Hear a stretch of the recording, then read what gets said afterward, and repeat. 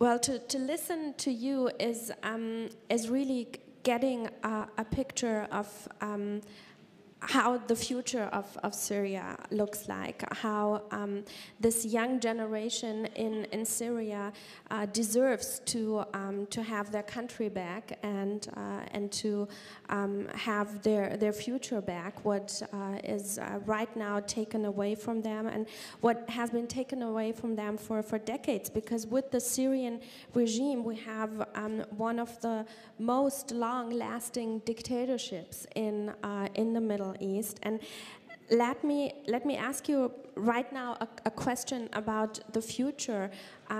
After Assad, how will Syria look? Thank you.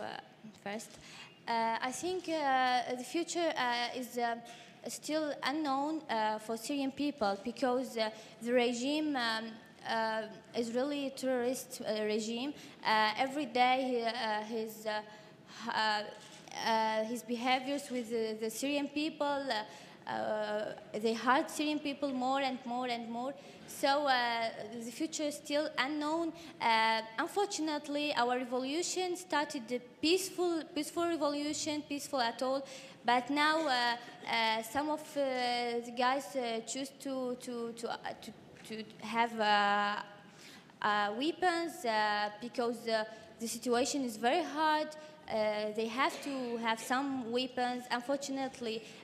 So the future is still unknown. But you know, if we had good support from the world, we will continue in a peaceful way. And of course, anyway, Syria will be a free, democratic, and peaceful country.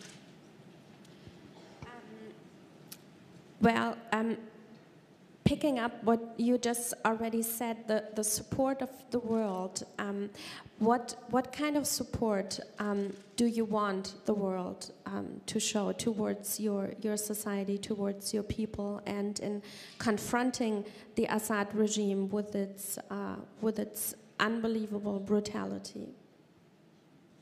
I'm sorry for my English, it is not perfect. For me, some of the opposition now want military intervention to kill Assad and destroy his military points. But for me, I was from first with a peaceful revolution. I don't want a military intervention in my country, but I want maybe a large amount of experts, I don't know, they call them maybe green hats, just to protect the demonstrators. And I believe millions of Syrian people will go in streets and protest and reach to the home of Bashar al-Assad peacefully. Just if we got a main can protect the demonstrators. Your English is wonderful, by the way. No worries about that. We have a question from the audience to both of our speakers. And now that the Syrian opposition is united, coordinated, is it an alliance of convenience or one that can be expected to sort of outcast the conflict? Am I reading this right? I hope so. Can you speak a little bit about the opposition being united, being coordinated? What does it mean at this very moment and for the future? I don't understand if you was asking about the opposition. No, actually, the opposition is not that united. You know, Al-Assad regime for more than 50 years, he didn't let anyone to think in policy in Syria. So we have no experience, we have no any united opposition, and it's so normal. Because the Syrian policy life was very calm. No one can think about the policy. So we are very new for policy. So it's very normal to be like this. Oui, j'ai moins de qualifications. I have fewer qualifications to speak on this, but I would like to underline something.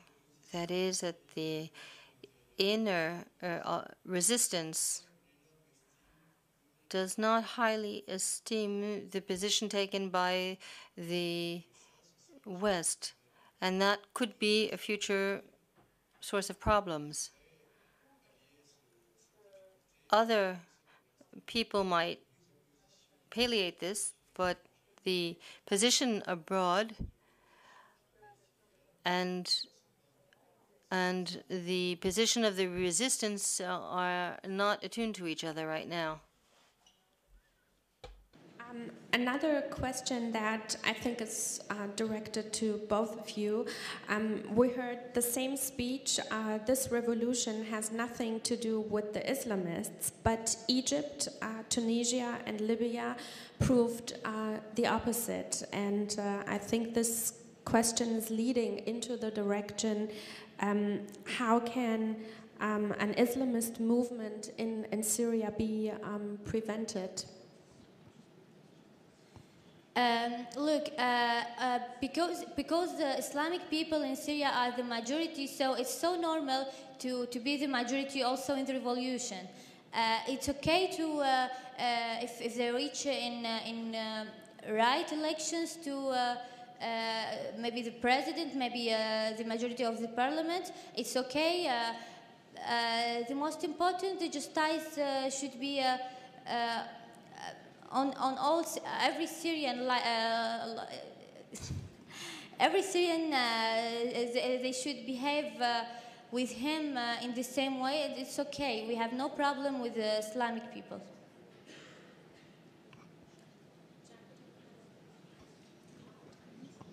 Non, comme j'ai dit, ce n'est pas. As I said, this is not a revolution that's being led by Islamists.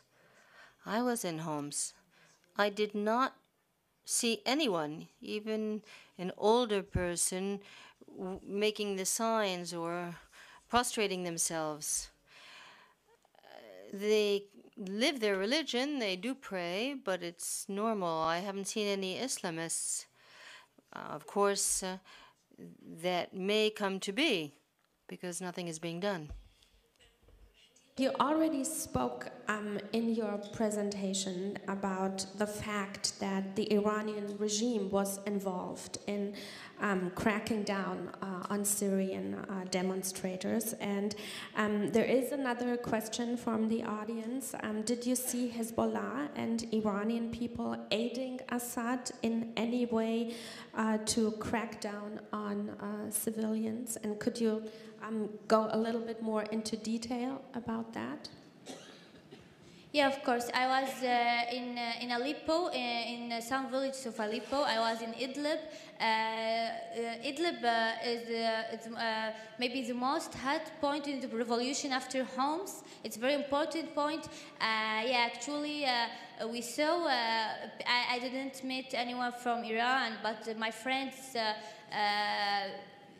insist that they met. Terrorists from Iran killing Syrian people. I met Lebanese fighters from terrorist party Hezbollah. Yes, that's true. We have only a few more minutes, and so I would like to wrap this session up by asking a question about that is more on a security level, but of course also deals with human rights and democracy in Syria. And Hadeel, you already mentioned the role of Russia in this crisis. And do you?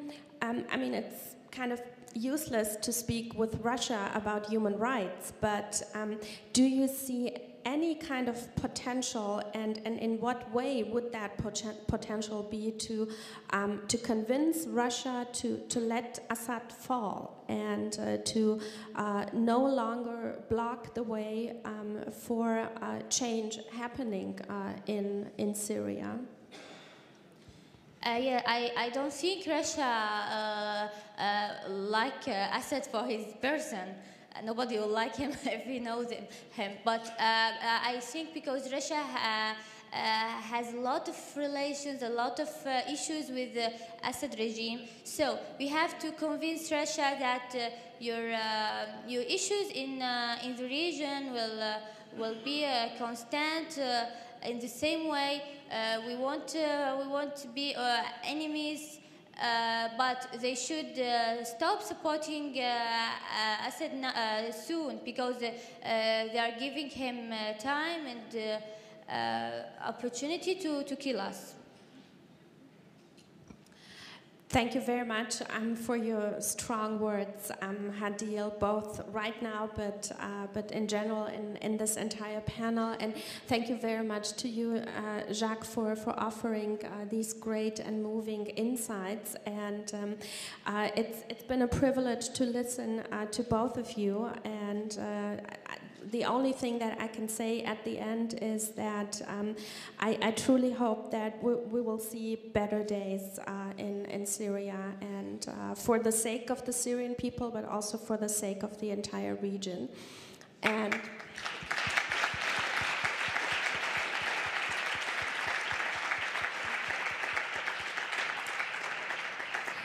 ladies and gentlemen, thank you very much for your attention, and I'm going to hand over to Hillel, who will conclude